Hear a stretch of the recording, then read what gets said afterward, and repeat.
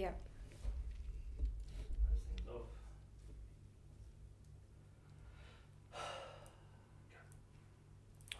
Doing it. Doing it. What?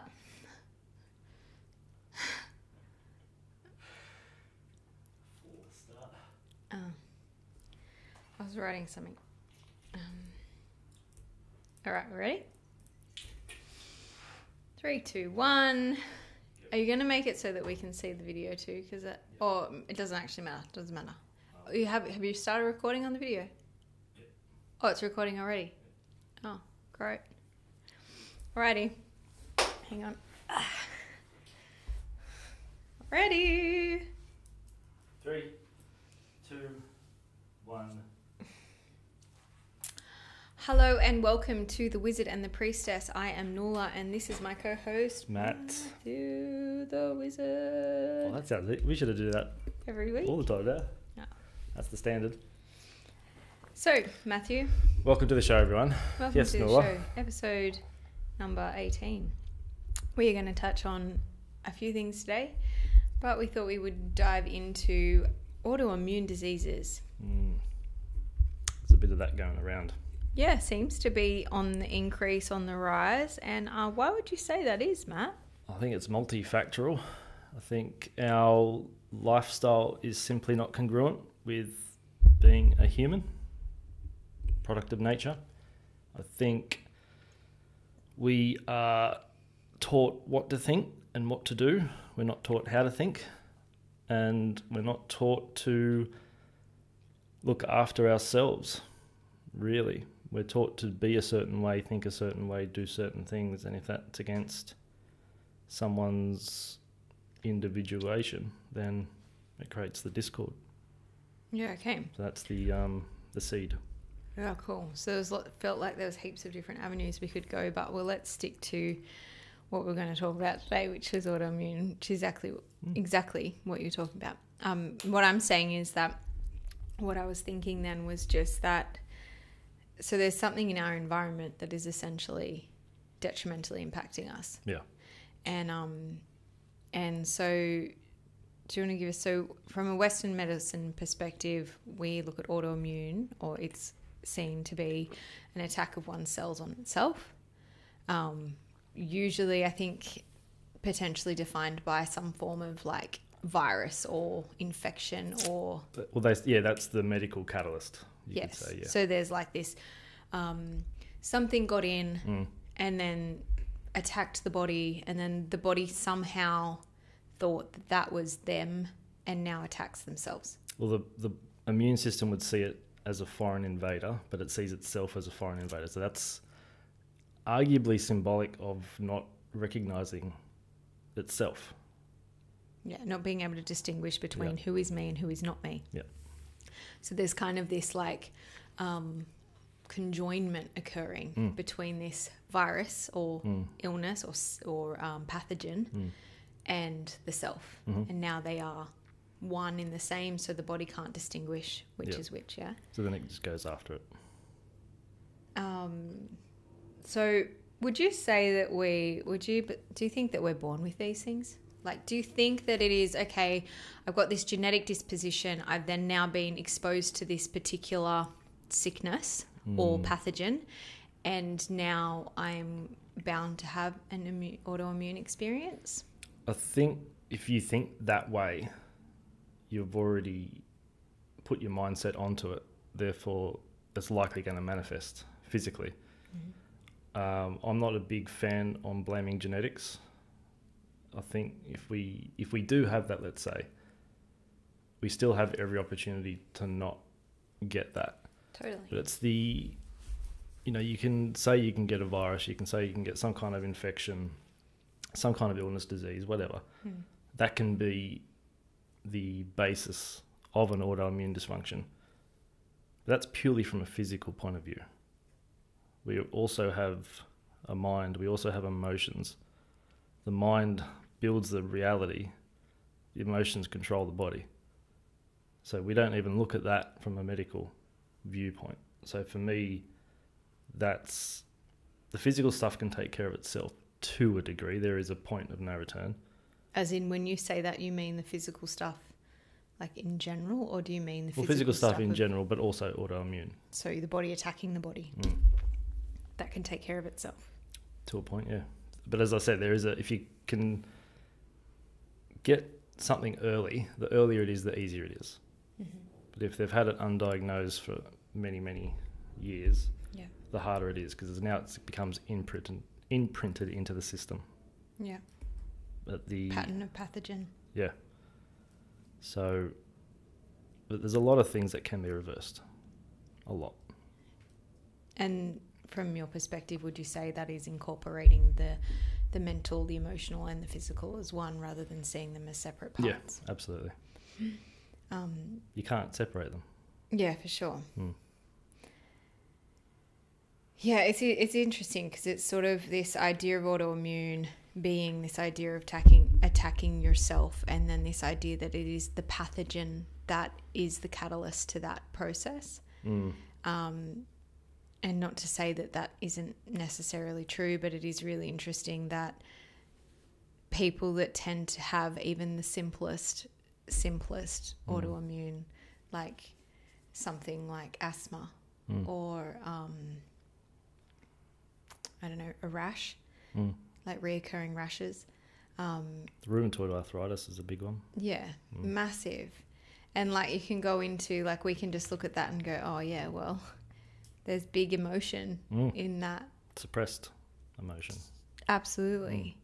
And when you said before this idea of we've got to catch it early, it just reminds me of one of my first lecturers who essentially said that whilst it's still in the chi phase, which essentially is that it's not physically manifested, we have the most power because we can actually adjust it. And that's when the first symptom comes. That's when the first moment of disharmony occurs. And it sort of reminds me of like these sort of, you know, for example, childhood diabetes, like they start at such a young age. So there's an aspect of the parent in that. And as much as it's really hard to look at that as a parent, it's really hard. And I don't mean to guilt parents into feeling like you've done this to your child. That's not what I'm meaning. But it is a little bit of like, it's not about necessarily, from my perspective, to take responsibility for that in a sense of like taking that on as your own burden, which I think you do no matter what, because you're a parent, you're going to take on whatever that child is experiencing.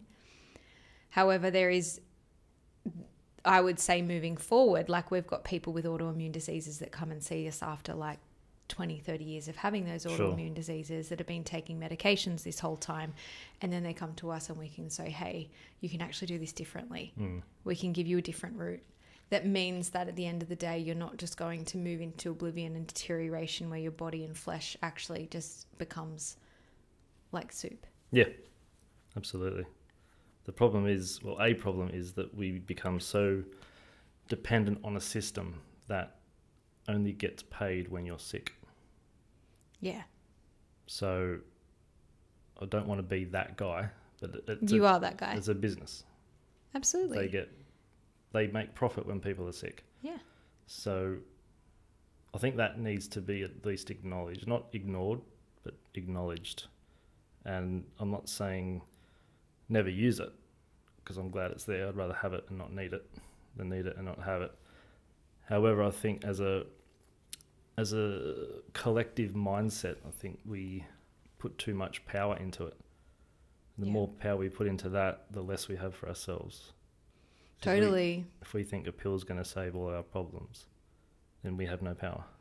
And I think it sort of brings us back to that that idea of what autoimmune is, right? So autoimmune being that and I feel like you're going to touch on this and go deeper into it, but it's that we now cannot distinguish ourselves from other. And we therefore, our immune system specifically is saying, I don't know what is me and what is not me, so I'm scared and I'm just going to attack everything. And then if we look at like the layers of what we've experienced in terms of a pandemic, what that actually feels like in the modern world pandemic, you know, in olden times that pandemic couldn't have happened because the work that we do today is mainly on a computer. So we can do this whole separation and, you know, go down that route, and we can do those things. Old school, no, not a chance. What were you going to do when everyone uses their hands for work? That's how you lived. Like you wouldn't survive, because there would be no farmers in the farm or workers in the farm actually collecting the food or growing the food. So then there would be no, and there'd be no, you know, it's like we kind of, it's almost like, yeah, that idea of being somewhat seemingly planned makes more and more sense, because it's this, oh, hang on a minute, like we could do that and somehow survive. And then the repercussions of that experience has economically destroyed many people.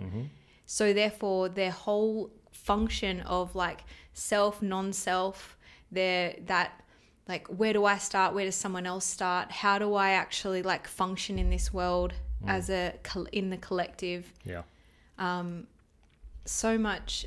And to me, like before this even happened, there's such a, you know, like you were saying at the beginning about how who we are, we don't really know who we are, because we're so indoctrinated to be what everyone wants us to be and to do things the way everyone wants us to do, because the system is set up to support that.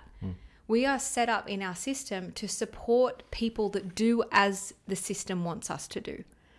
And I'm not saying that's detrimental in all ways, but only in my own experience.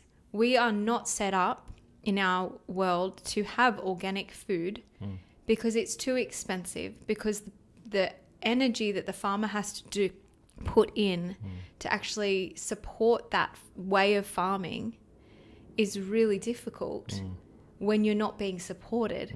And I think that's one thing that other governments in other parts of the world have sort of done really even worse, is that they subsidize people to grow monocrops and to therefore grow the monocrop. Well, they supply the seed as well. Totally. That are already insect proof. Yeah, genetically modified. Yeah. And the farmers have to pay certification to be organic. Yeah. So it's, yeah. But it's like, so that from my experience, from my personal experience and the experience I have of patients that actually commit to an organic food, like, and I mean, I'm not eating everything organic, but I do try my very best to eat majority organic, and it does make a massive difference in my life and the way that my brain functions and the way that my system moves and functions. So I can't deny that that has an undoubtable imprint.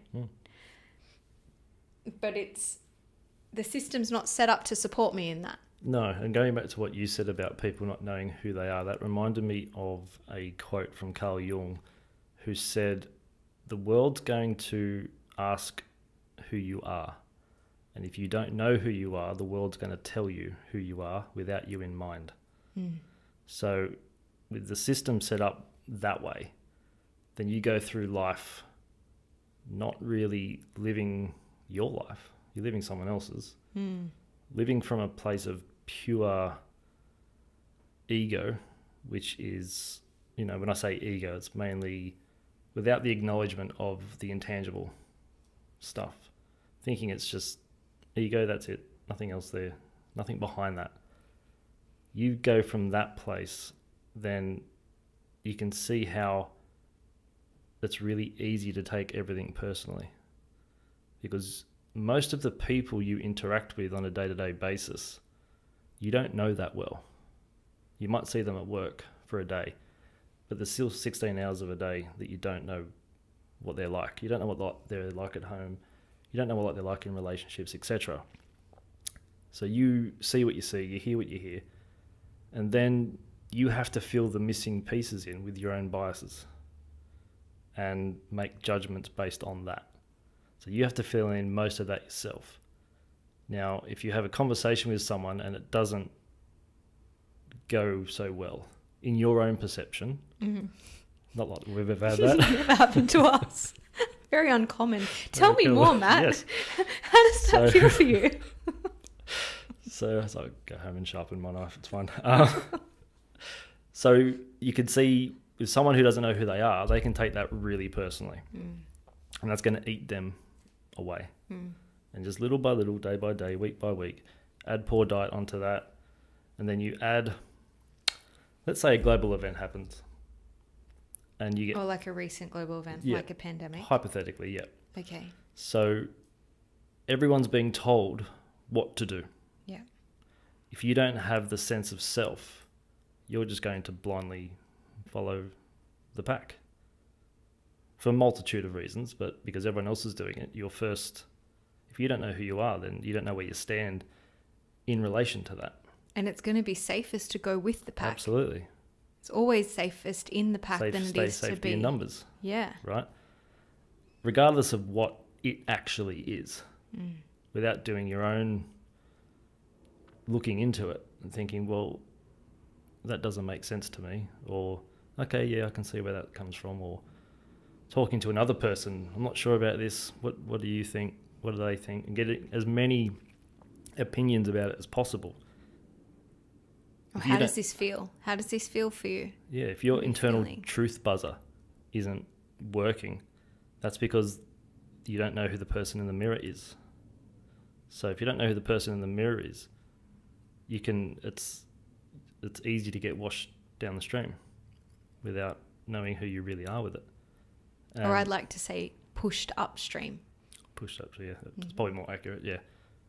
Well done. Pushed upstream, and you're just going against the resistance the whole time, but that resistance isn't external, it's internal.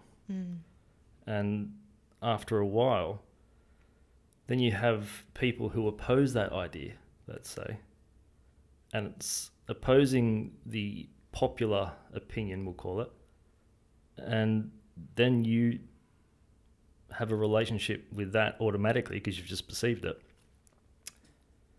And now it's almost your duty to be fight against that, like the opposing idea.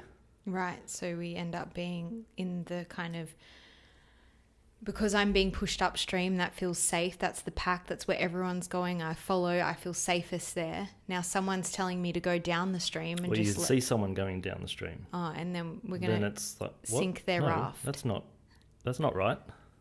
They should be going with us. Yeah. Okay. So it works from a multitude of angles, but essentially. So do they become the enemy? Exactly. That's one of the greatest psychological powers that human beings have, is that's how wars can actually exist, because we can teach people that there is an enemy that you need to fight against and forget the humanness that every person is a human. Absolutely. That has a heart beating, that has a soul, that has chosen to be in this moment. Sorry, you had more? No. Well, the only thing I'll add to that is when that's happening, you're going upstream. Yeah. You see other people going downstream. Yeah. You might even be curious about the downstreamers, we'll call them. Yep. But then as you move towards that, people who are pushing you upstream drag you back. Yeah. Now all of a sudden you're faced with a decision. Do I investigate the downstream, or do I keep going upstream because it's safer and I'm with everyone I know? But what that's really saying, because it's acting from a place of essentially conditioned ego, our ego is mostly other people's opinions and ideas, then because they've got the deepest imprint into our unconscious. Yeah. So if I'm not going upstream anymore, then I'm going to be isolated. Yeah. And that produces a lot of fear in a lot of people, and that cripples the immune system as well. And that brings us full circle, right? So that whole aspect of it makes perfect sense that at the end of this big experience that we've all experienced and walked, where we've had the upstream and we've had the downstreamers, and we can see both of them. And with the baseline, with majority of people being connected to a system that feels safest, that essentially guides us in the way that we educate our children, in the way that we birth our babies, in the way that we traverse pregnancy, traverse diet and lifestyle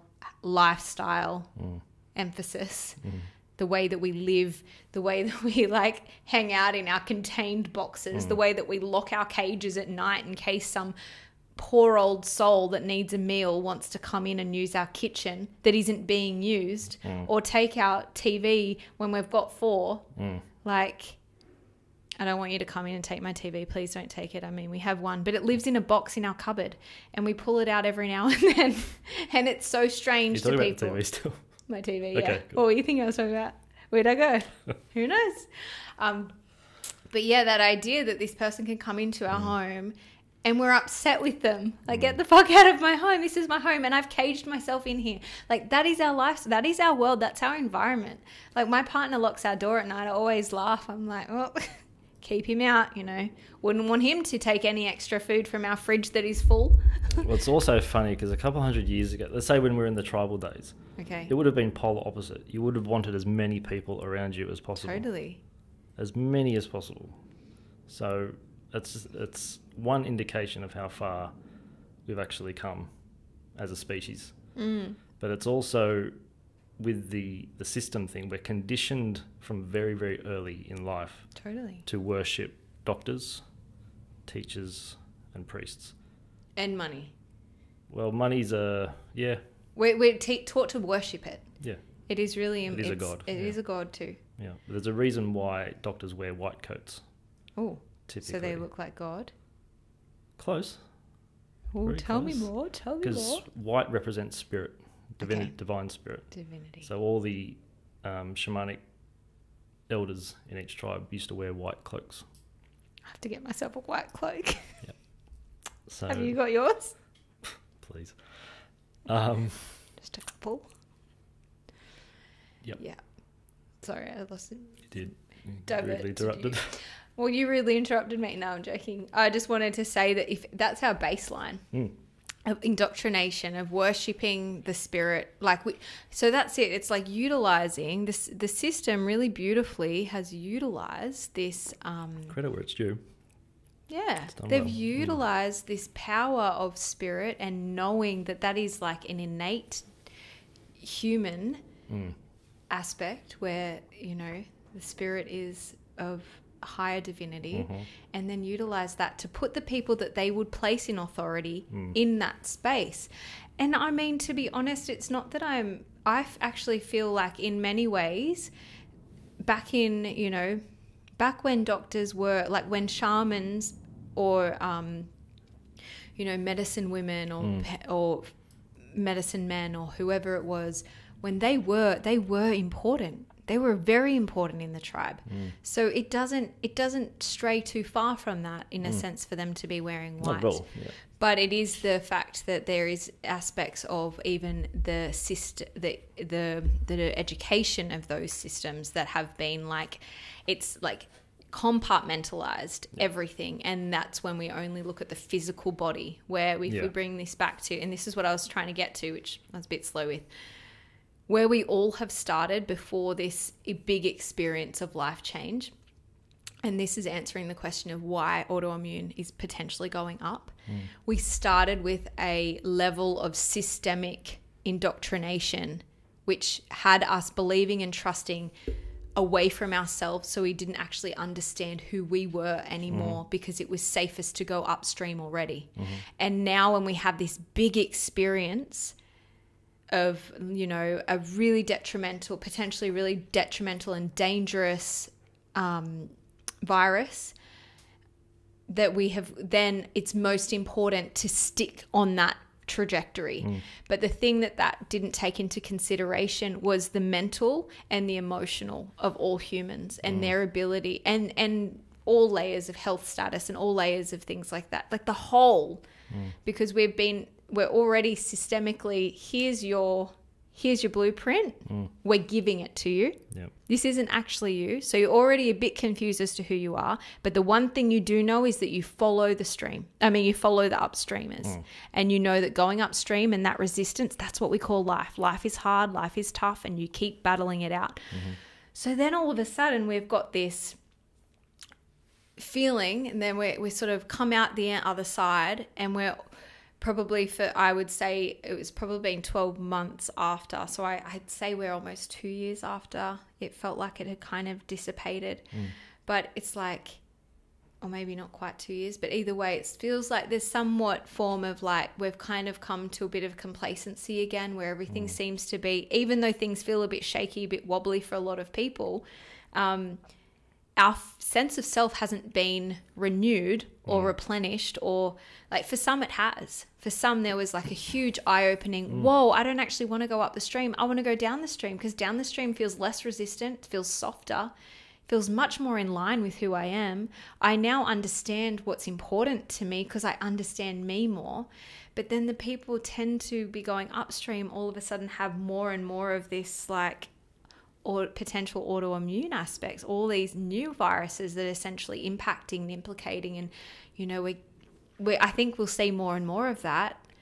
And I do really have a positive outlook and hope that people are going to recognize this more and more as a disconnect from self. Yeah. And then when we start to recognize that as, oh, I'm disconnected from self, like what way should I go now? And I'm talking about autoimmunes that has started later in life and not childhood experience. Yep. Because I'm talking about when you actually perceive self. Yep. In a conscious way. Yeah. And maybe that is me just thinking that people perceive themselves in conscious ways. But I think you do perceive it in a way, but you don't actually maybe have the... I think you can perceive it. You'll perceive it how you perceive it. But that perception comes from the sense of self. And even if you were upstream and now you're, let's say, thinking about downstream or downstream now, even owning I was upstream, but now I'm downstream. As soon as you own it, you grab your power back straight away. And not many people realize the art of brainwashing. It's so simple to brainwash someone. Would you like me to quickly go hypnotize you? I'm ready. So first of all, you have to have acquired audience, acquired target. I'm the target. Sure. Now, once you've acquired your target, you need to create chaos. I'm concerned. You should be. Okay. This is from what you said to me before. So, all right. Chaos ensued. Okay. You got chaos? Okay, I don't know. Chaotic. Have some chaos. Okay. Yeah. Shit. So we got chaos. Now I need to inundate you with images. Yep. Headlines. Okay. Non-stop. Okay. Now for you to register that unconsciously and subconsciously, you need to see it, depending on the research, it can be anywhere come on, quickly. from 12 to 24 times in 24 hours. Okay, that was too much. The average person is 19. If you see that 19 times in 24 hours, that's going to imprint into your psyche. So you're going to associate a certain image, certain headline or word with the chaos. Now I need to keep inundating you. As I keep inundating you, someone over there is going to say, no, that's bullshit. So I've got to cancel them. I've got to get rid of them. They have to go because they go against my plan. As the brainwasher? Yep. Oh, enemy. There's your enemy. Yep. So I need to get rid of those. Now you're in all this chaos. Everything is lost, right? Life is hopeless. Oh, I'm going to dangle a carrot of hope here. Okay. But the condition is you have to have this carrot. It's not that carrot over there. It's not that. Don't listen to them. They're evil. They're crazy. Whatever. Here's the carrot and you get to go and participate in life. That's the only way you can participate in our society. Because this is the heaven. This is the promised land right here. So you have the carrot. I'll simply wash, rinse, repeat. Okay. So now you're brainwashed. Feeling like I want that carrot. Well, that's all there Quite is hungry. to it. And the media knows this. TV programs know this. The medical system knows this. Catholic Church knows this. It's once you see that formula, and please don't take my word for it, go out and have a little experience look around. it. Yeah, you'll see it everywhere. Can we use that in a good way? Absolutely. I don't really like the idea of chaos, though. How about truth? We tried that. It didn't work, did it? I mean, it did work. We're not we're now like, instead of going downstream on a raft, we're now going downstream in a like jet boat. So people came together. Yeah. I just wanted to touch on this thing that you've briefly, I mean, you told me before and I wrote it down for you to talk about today, which you haven't touched on, which I've been kind of beating around, but you haven't quite like gone there. But I sort of want to talk about that feeling of where autoimmune issues and diseases come from. And we have talked about this idea of lack of self, but I want you to go more into that feeling of lack of self-love. So the love aspect of that. And how, you know, what you just said in terms of being pushed upstream constantly, literally systemically we've been pushed upstream, and then we had this big chaotic moment that we then pushed upstream, and then the promised land or the carrot was at the top of the stream, so you had to get up the top and everyone had to work together to go up to the top, and that was the only option. You had to get to the top of that stream. But then if someone turned around and said that they someone turned around and said, actually, you know what? I got really curious about going downstream instead. And I realized that that carrot up there didn't look as good as the way that I could essentially go down the stream and smell the flowers and connect to a community of people that felt softer and less fearful and more love. And I think that absolutely wasn't necessarily true in terms of the pandemic, because there was just as much fear and hate going downstream as they were being pushed upstream. So I imagine that autoimmune isn't going to be just for the people that essentially were so afraid and pushed themselves upstream through any experience in their life or any experience of the chaos, then brainwashing type stuff. But yeah, talking in terms of specifically autoimmune aspects of disconnecting from self, being indoctrinated to be disconnected from self, and then now sitting back in this idea of lacking that self-love. Can you expand or take it away from me? Okay. So with all the things you just said there about disconnecting from self, and when you're disconnected for yourself, there is an innate desire for connection on even the deepest level, unless you're completely apathetic, which some people are. But for the majority of people seeking that connection, if there isn't a sense of self, then they're going to form an attachment to something or someone else. So that attachment can be any person, place, thing, and to the degree they're invested into that attachment, they think they now possess that attachment. It's theirs. And they rely on that attachment to make themselves happy. Now, if that attachment isn't making them happy, it's likely going to create some kind of frictive emotion within the person and their relationship to that attachment. So they become like a newborn child with mum. There's that attachment there. And at that age, it's required for survival. But unconsciously for that person, it's required for survival. Continuously, 24/7. So a lot of people can think about autoimmune as poor diet. Yes, that's a factor. However, our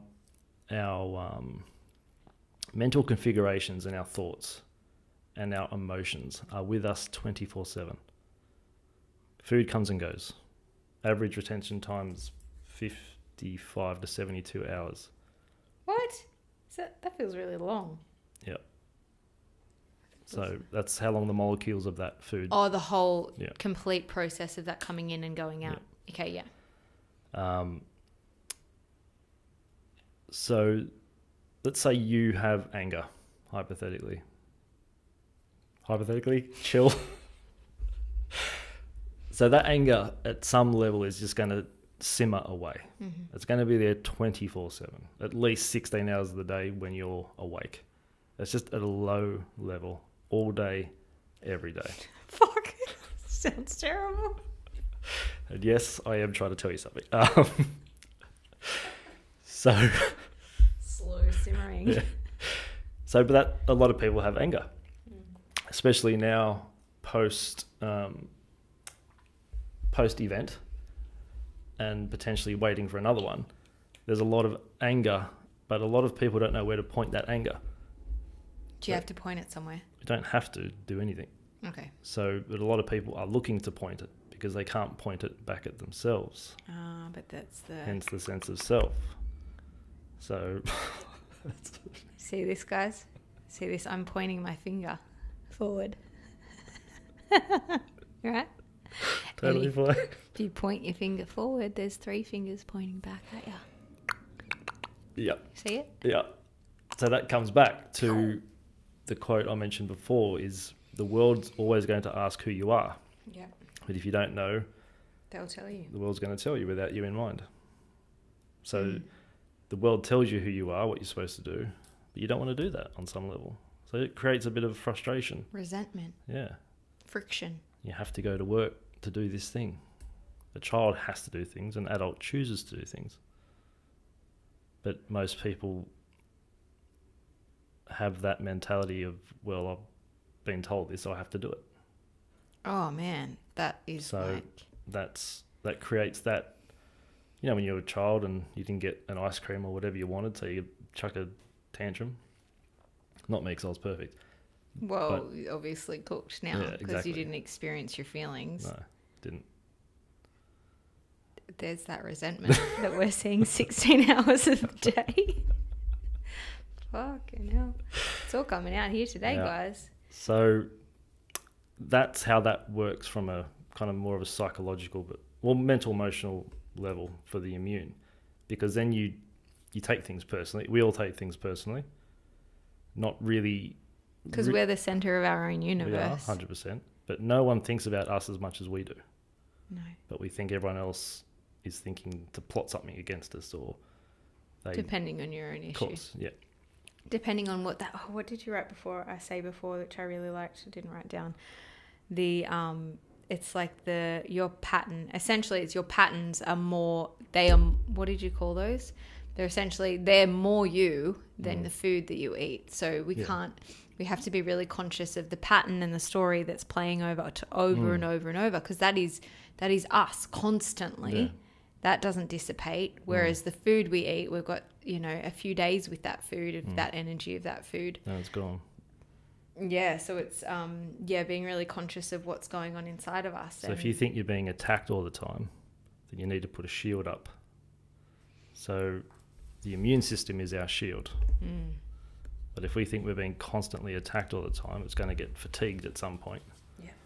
And what a lot of people don't realize is there's several branches of the immune system. And one branch of the immune system is actually called the complement system.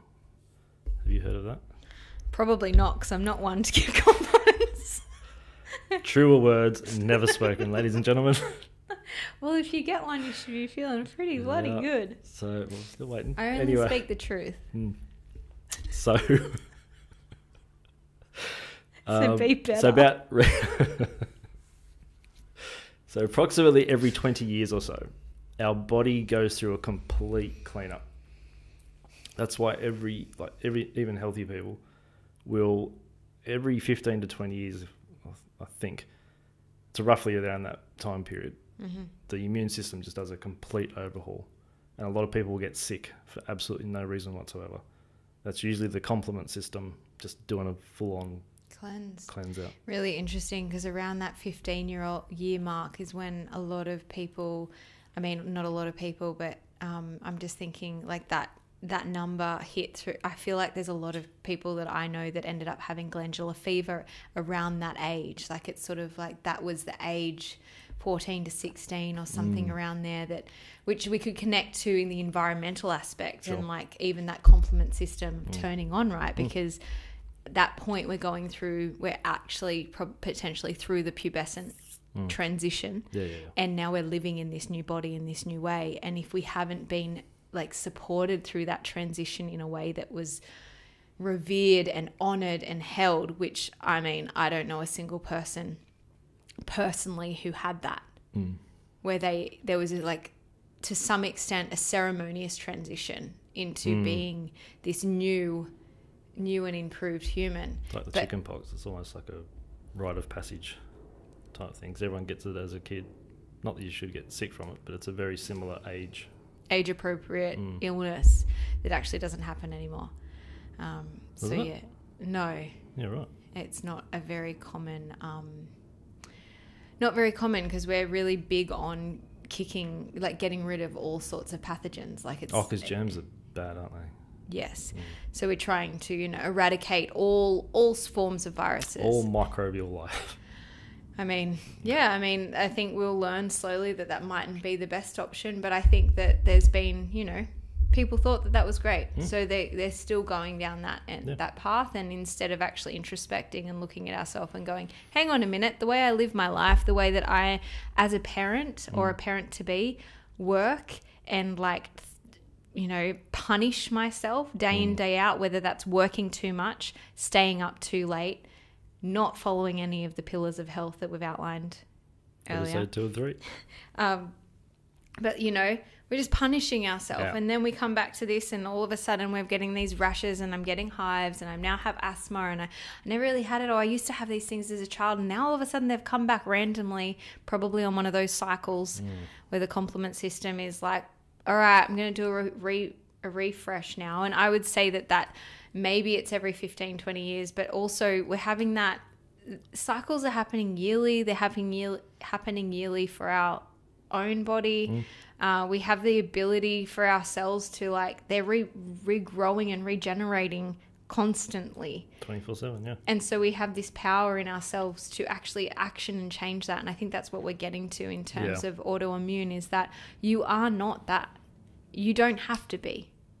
But right now you're probably choosing to be. And there's obviously a point of no return, because sometimes, I see this in patients where I'm like, hey, I see you and I see that this doesn't have to be you. Do you see that? All the time. And that's really hard, because they're like, no, I'm just going to go and get this cut out. Yeah. I'm like, I tried this for 6 weeks or 6 months, and you know what? Actually, I'm just going to cut it out. I'm like, well, we didn't actually get to the bottom. You didn't, not that I have the key, but I do feel like that I have a few keys available, and or tools. And I'm like, here, come with me. But everything we've spoken about in this series is essentially the driving force, because it all starts with that mental configuration.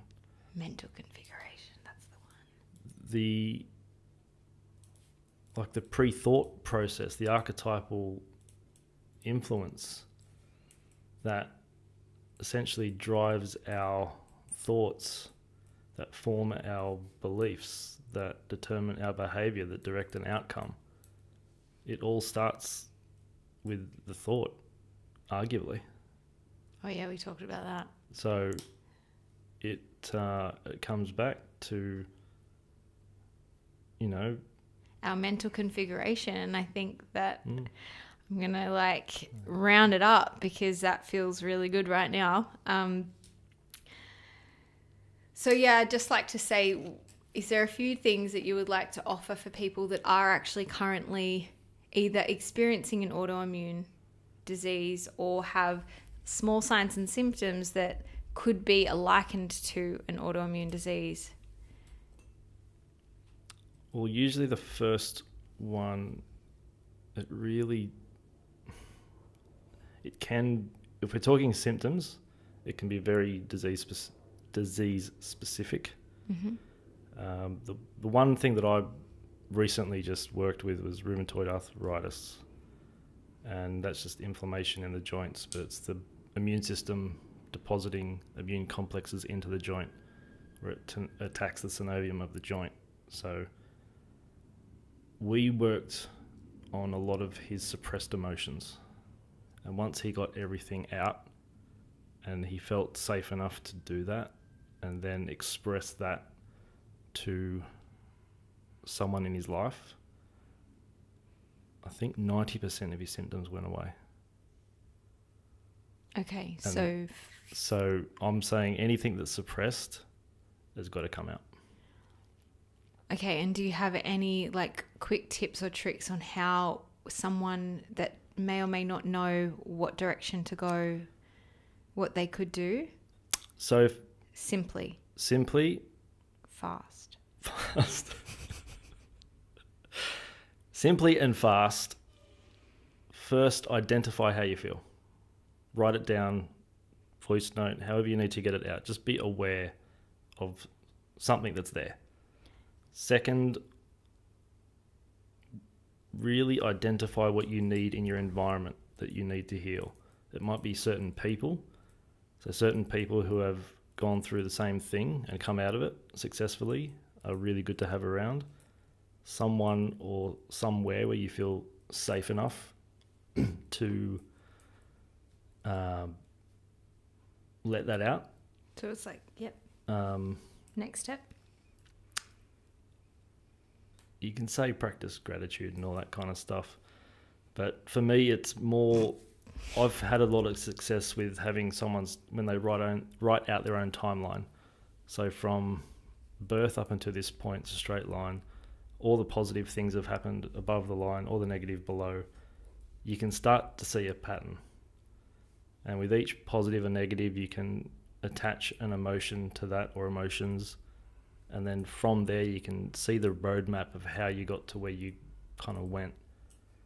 And then you can go through this is just one way. You can go through the process of connecting to each sort of memory, each emotion. But then, because you're literally a new person from that event or that trauma or whatever happened, you can now witness it instead of being a victim to it. So there's a big correlation between the victim archetype, the saboteur, and autoimmune. What about from TCM? Yeah, I'm not going there right now because I have to compact your fast idea. Right. Simple. So writing it down. So every day writing down how you feel. Mm-hmm. Then once you've written it down, you need to find a mentor of sorts. That mentor may be someone that's experienced what you've experienced and come out the other side. It might be someone that's actually able to, like a practitioner that's going to be able to support you to feel safe, to express clearly all of the things that need to be cleared. Mm-hmm. Then the option of using a life timeline, positives above, negatives below, attaching emotion to those things. So essentially you have your line, you'll have your positive experience, then you'll have the emotion that you felt there. Then you have your negative experience and your emotion that you felt there with your ages along the map. So creating that map to see your patterns and your emotional timeline. And then connecting to those memories with the emotion and feeling them and disconnecting from them and watching them instead of being in them and allowing them to like process around you. And what I would say is to then witness and see the gift that has given you. And if you've been playing out this mental configuration over and over and over, you will start to see maybe what soul's been trying to bang into your mind. And maybe if you look at the name of the disease, autoimmune, the first word, auto, you've been in automatic pilot for too long. Yeah. So that feels really big, and I think that as a starting place, that's your place to start. And yeah, there's lots of different pieces to autoimmune in terms of Chinese medicine we didn't really touch on today, but it's sort of, I think that this really encompasses that idea that your body is essentially attacking itself. So you have to distinguish the self. And here are your dot points from Matt's, and I agree, perspective to actually get that done. Yes. And, if you need the support to actually do that with someone, Well, Matt and I are here, and this is essentially the work that we're working with people day in and day out. So find yourself, connect to self, allow yourself to flow down the stream in whatever way that looks for you. Trust yourself. Love yourself. Mic drop. Thanks for today, guys. We'll see you next week.